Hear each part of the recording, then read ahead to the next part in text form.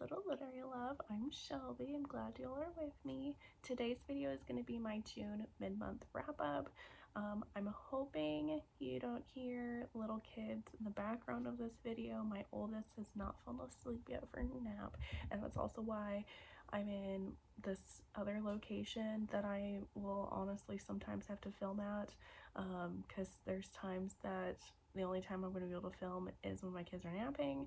One of my children is napping in my bedroom, so that's why we are here. Like I said, my oldest has not laid down yet. She is in her room because it is past her nap time, so she should be falling asleep at any time, but I can periodically hear her talking to herself or like singing songs or whatever. But I also have red lip because I got this Sierra Simone shirt from Grounds, I think is where it's from. So I was taking pictures of it for my Instagram account, which if you haven't followed me on there, you should. The link is always in all of my videos if you want to check that out. Anyway, so we're gonna get right into the books. I didn't read as many books in the first half of June as I think I might have read for May. I only read 6 books, which is still pretty good because a couple of these I think were pretty big chunkers of books.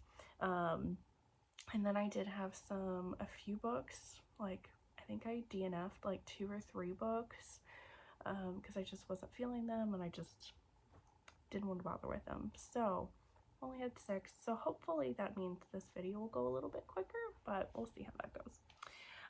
So first book that I read for June is going to be Dragon Called by Cassie, Alexandria, and Lockharte. This is the first book of a series that they did together. This is like a fantasy paranormal romance series that they did. It's about our heroine. She is a night nurse, and then our hero is a dragon like shifter, and he and his brother and like a group of friends or whatever are fighting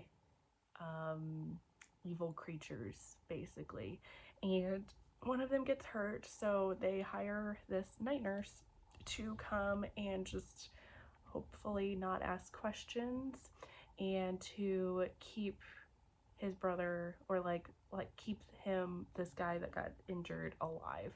And she's like, this is all suspicious, what's going on? And yeah, I gave this 3.5 stars. I did enjoy it. It kind of gave me a little bit of, if you've ever seen the show Supernatural, it gave me a little bit of those vibes, only with like the dragon shifter people, like, and like his friends, and how they're like trying to like kill all these like bad supernatural creatures. And I don't know, it was fun. There was a lot of violence in here. Steam on this was going to be medium. I did try to start the second book of this series, and I just was very bored, and I had a lot of other stuff going on, so I really couldn't concentrate on it. So I did end up DNFing the second book of that series. Doesn't mean that I might not go back to it at some point, but for right now, I've just got other stuff that I'm more interested in at the moment that I'm wanting to try to read. So, and then I read Baird, however you say that, Desires by Ashley James.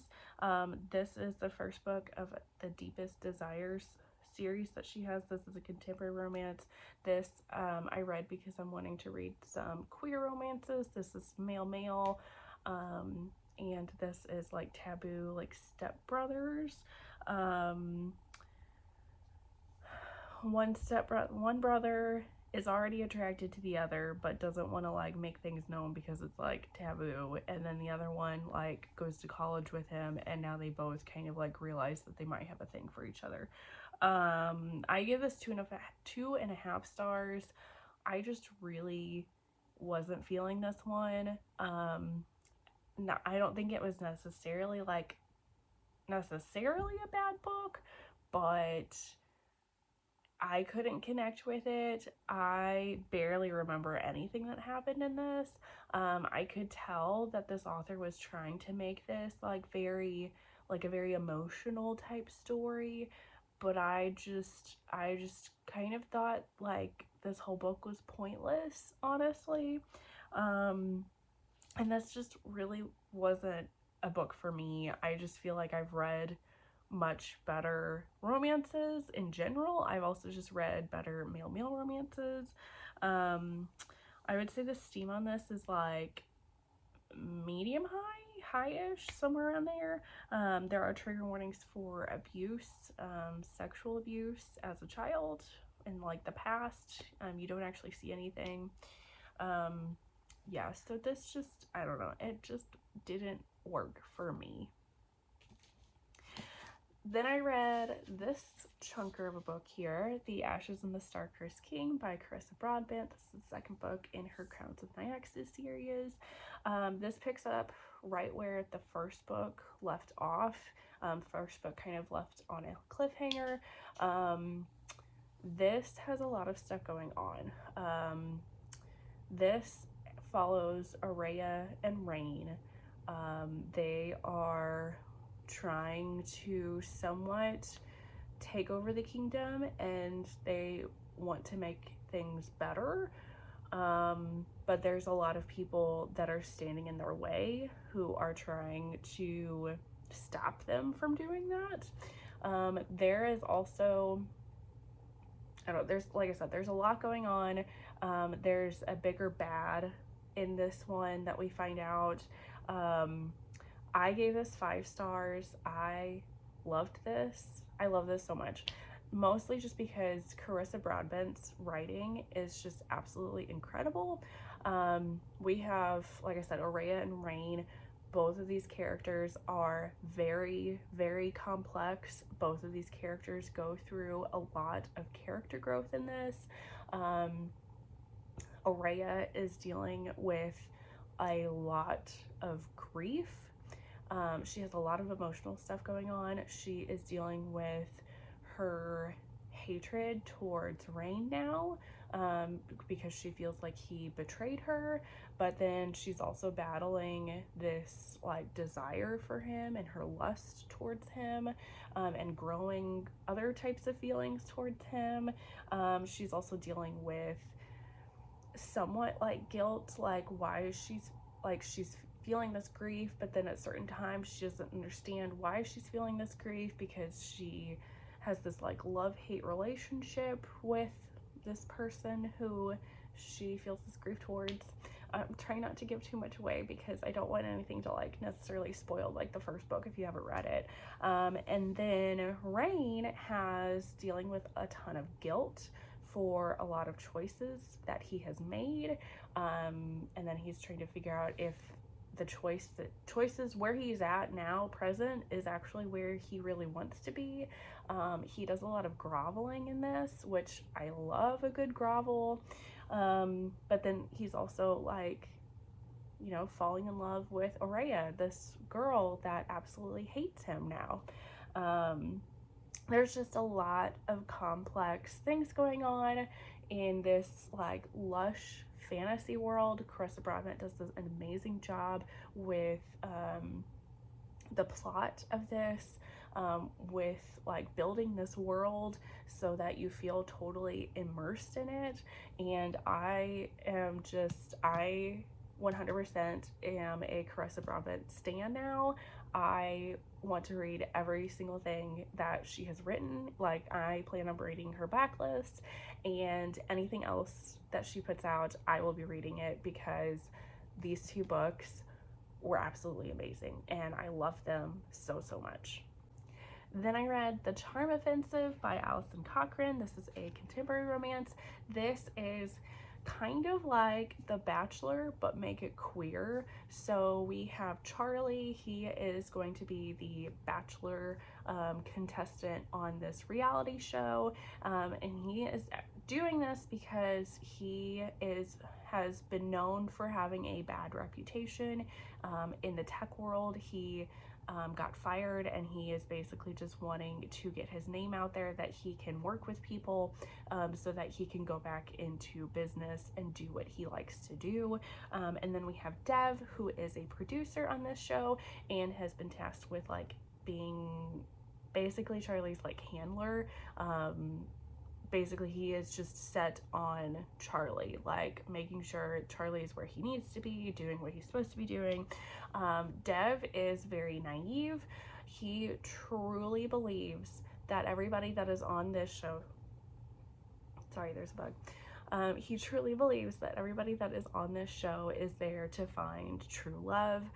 He believes that the two people that end up together at the end of the show actually want to be together and that they will live like happily ever after. He's basically in this kind of like la la land. And then you find out a little bit more about why he's like that.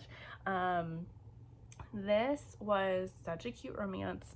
Steam on this is actually like very, very low to like no steam at all, which is not something that I typically go for or that I typically like, but the rest of the story was just so cute. It has amazing mental health representation in it. So Dev, he is suffering from depression, but he is trying to like hide that and even hide it from himself.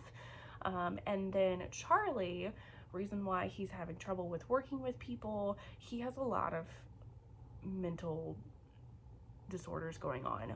He has OCD, he has anxiety, and he has a panic disorder. So when he's on this show, you know, people like try to touch him or like move him in certain places, and that causes him to panic and freak out. So Dev figures this out, notices this, and tries to learn Charlie's ways of coping to help him to not spiral into his panics, which I think is amazing. I absolutely loved the representation in this. I also love that it has a lot of good talks in here about sexual identity. There is a character, I believe she is like pansexual, and a bunch of other like sexual identities are in this book, and there's good conversations about it because Charlie had previously never really felt much of like sexual attraction towards anybody, but then he's realizing that he is attracted to Dev, and he's just trying to figure out himself and like what he's interested in, what he likes, that kind of thing. And I don't know, I really thought this was really cute and I really enjoyed this one. Then another queer romance that I read is going to be Written in the Stars by Alexandria Bellefleur. This is the first in a series that she did. This is a contemporary romance. This is a sapphic romance about these two characters, Elle and Darcy, and they get set up on a blind date by Darcy's brother, and it goes absolutely terrible. They do not like each other. It does not end well, but they run into each other again and decide to fake date because they kind of want their families to get off their backs about dating. Darcy wants her brother to get off her back because he is constantly setting her up on dates, and I hear my daughter crying, so and then Elle, her family doesn't take her seriously. So Darcy is a kind of like uppity kind of character, and so they decide to fake date just to, like I said, get their families off their backs. I'm going to try to get through the rest of this video as best as I can with my little one now up. And wanting snuggles.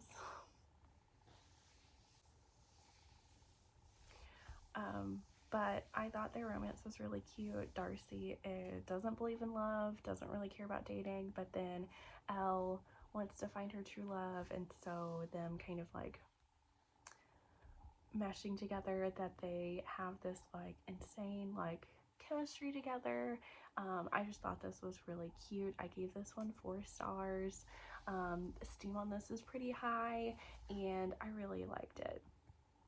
The last book that I read for the first half of June, is going to be A Ship of Bones and Teeth by Karina, Halle. This is a standalone dark fantasy romance of hers that she recently released. This is a mashup of a Little Mermaid retelling and a Pirates of the Caribbean retelling about Marin. She is a siren, and she is the youngest of her sisters. She decides that she is infatuated with this human that she saw, and she decides to trade her life for life on land with this human.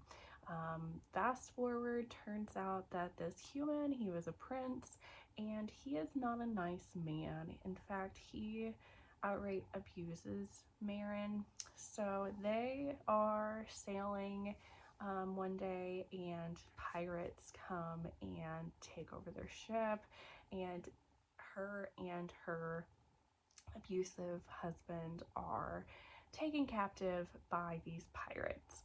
And then you find out that the pirate captain, Captain Ramsey, he is on a quest for revenge. His wife and daughter were both killed by a sea witch. In fact, the very same sea witch that traded Marin's life took her tail and made her human. Very same sea witch. So he is on this quest for revenge, out to kill this sea witch, but he is needing siren blood, but he calls it mermaid blood because he doesn't realize that mermaids are actually sirens. And so he is going to take Marin and her husband captive, go on this quest to find a siren, take their blood so that he can then kill the sea witch. So Marin's in a difficult situation because she and the captain have a lot of insane sexual chemistry with each other. And they are starting to somewhat fall for each other. She kind of likes him because he doesn't like that her husband was abusive and takes care of her. Sort of. It is a dark romance. He does brand her at one point, so take that as you will. And she also wants to find the sea witch because she wants to become a siren again. She's tired of being human. She regrets her decision for becoming human. She wants to become a siren again. So she can go with him to find the sea witch, but then she also has to keep hidden that she is a siren because she doesn't want Ramsey to kill her for her blood. So it's a complicated scenario. The steam on this was very high, very steamy. Like I said, they have insane sexual tension and chemistry with each other. Lots of trigger warnings for this because it is a dark romance. There are trigger warnings for violence, death. Like I said, he brands her at one point. Definitely loss of a loved one because Ramsey's family was murdered. Abuse because Marin's husband abuses her. So there's a lot of trigger warnings in this one. I did really enjoy this. I gave this one 4 stars, which I'm really happy about because most of the Karina Halle books that I had been reading have not been working for me, and it's been disappointing me because I really truly love Karina Halle. I like her writing. I like her ideas. They are exactly the type of ideas and stories that I want to read. They just have been falling kind of flat for me, and they just haven't been working out. But I'm so happy that this one actually worked, and I loved it, and it was so good. So my little girly is being a squirmy butt now, but that works out because this is going to be at the end of the video now. Those are all the books that I read for the first half of June. Make sure you like this video, subscribe if you haven't already, leave a comment down below with some of the books that you've been reading in June. What have been some of your favorite books? I'd love to hear from you. Otherwise, I will see you on the next one. Bye guys.